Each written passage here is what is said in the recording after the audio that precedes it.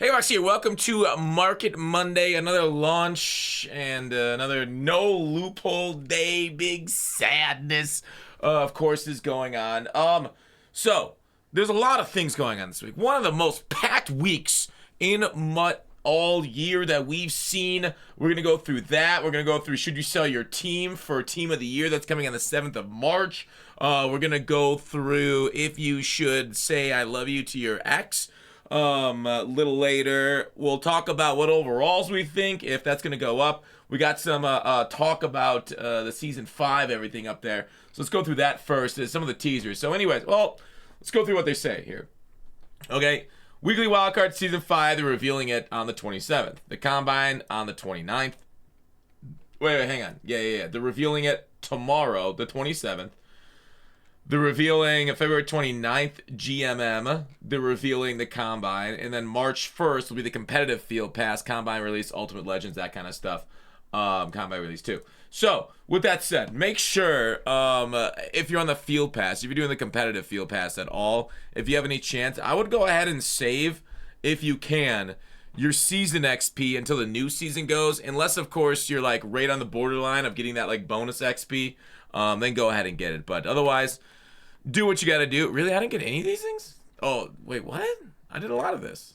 Oh, MUT Champ Solo Battle Season. Yeah, I kind of stopped doing that. I just been playing that one game mode, the Super Bowl mode, the whole time. So yeah, I have not been touching anything except for the Super Bowl game mode, which has just been an absolute blast. So this is probably the least amount of competitive, probably some of the most, head-to-head I've played the entire year. I've played a lot, but probably the least furthest I've got on the competitive Field Pass, because it's been awful, right?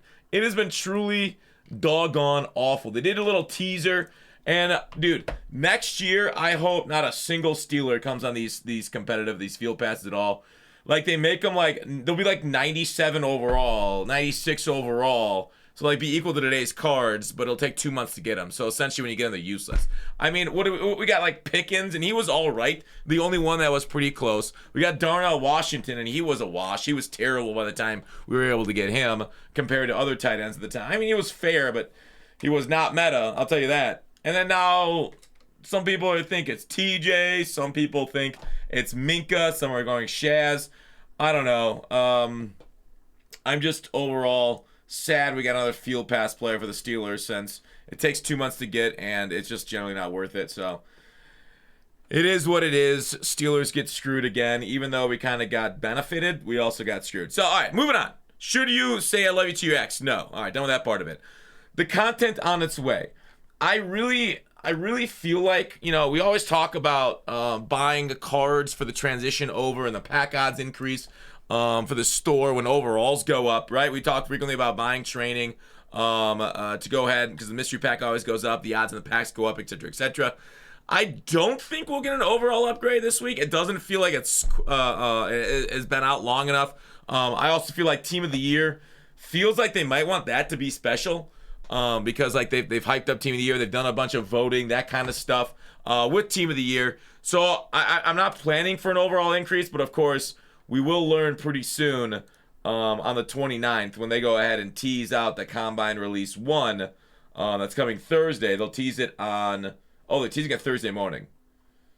Yikes. So they're teasing it Thursday morning. We'll know the overalls. Actually, they'll probably do a teaser Wednesday night. We'll know if the overalls go up. But we already know Team of the Year's going up in overalls based off what they've seen. Dude, this is pissing me off behind me. Give me a second, guys. So, I am not prepping right now for Team of the Year. The only thing I will be on vacation, right? So you'll see a little bit less of me here on YouTube, none of me over on Twitch, starting like Friday, right? Friday through I don't know when. But I'm going to be selling my team off. So, in my personal opinion, should you sell off your team, depends on how much you like to play on a day-to-day basis. Do I think Team of the Year is going to come out and kind of take down a lot of top of the market? Now, maybe, but it also depends on what kind of cards you have. Like, there are some cards that are insanely overpriced, right? There are some 96s that are like 600K. Like the cards that came out, the AKAs today, 600K. I actually sold them already. Michael Irvin, a limited time card, 97 overall. I tried to sell him. Nobody bought him at my price, so he's just back on the roster. And now Michael Irvin, we're going to get like 3 other 97 receivers, right? Or maybe 2 97s and 96. I don't know. So he's going to be equalized. And he does have the best X factor, Yakima. We don't know what the abilities or how crazy the team of the year ability is going to be because like this game is so ability focused. So if you have a team that you love, like Dexter Lawrence, he's got an insane ability combo. Okay, you also have to put like 1 million coins into him to get that ability combo. So that's a little different. I'm not sure Dexter Lawrence. Like we're gonna get linemen, right? Expect your linemen to be outside of Dexter. They're gonna be beat as far as overall in quality. But if your team is training value, I wouldn't sweat it out too much, okay? Because, yes, overall market will sink over time like it always does, right? Over time, we've seen these things go from, I don't know, 30 down to 2, whatever it started at. And it's going to happen as the overalls go up. Now, it doesn't go out like right away often because there's going to be re-rolls. Like, we've frequently gotten Team of the Year re-rolls. We'll talk about Combine in a second. So if you're gonna sell, go ahead, sell your overpriced cards. But with the overall changeover, you can maybe take some of your training value, throw it into mystery packs if you want. Otherwise, as you guys always know, as I always say, coins are king.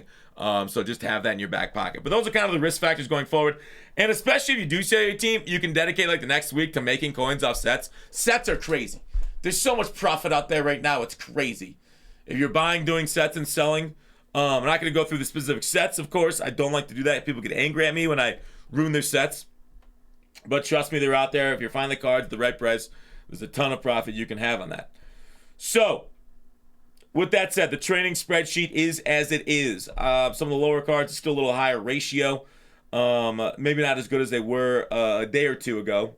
But that's what it is. That's my thoughts around selling your team for Team of the Year. Now, Combine. We know Combine is coming. What do we expect with Combine?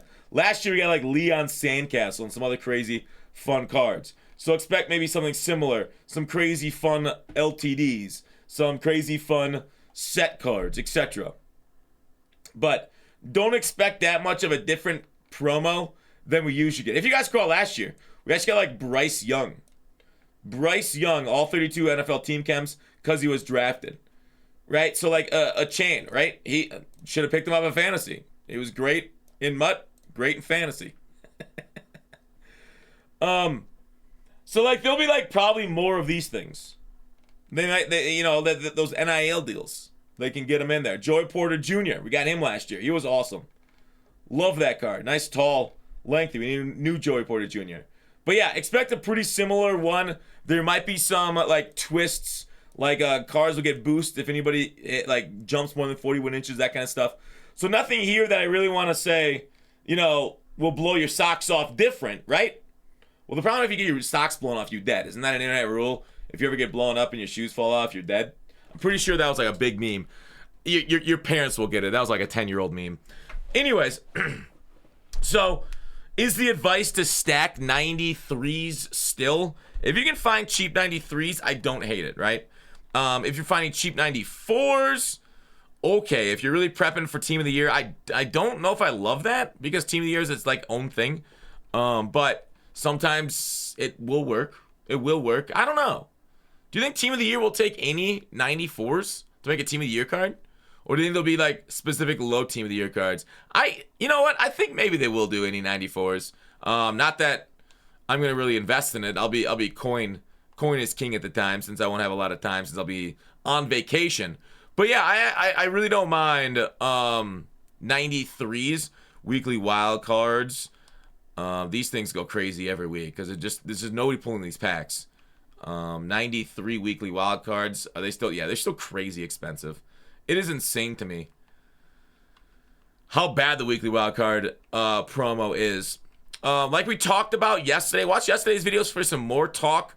The Ultimate Legends, if you guys know, if you like pre-buy the cards that make 93s and then like sell them the morning that the new card comes out because it requires 293 of the new cards, there's some good profit there. Make sure you can invest in that. So like buying set cards to make set cards is frequently as profitable as buying the set cards prep for the big set.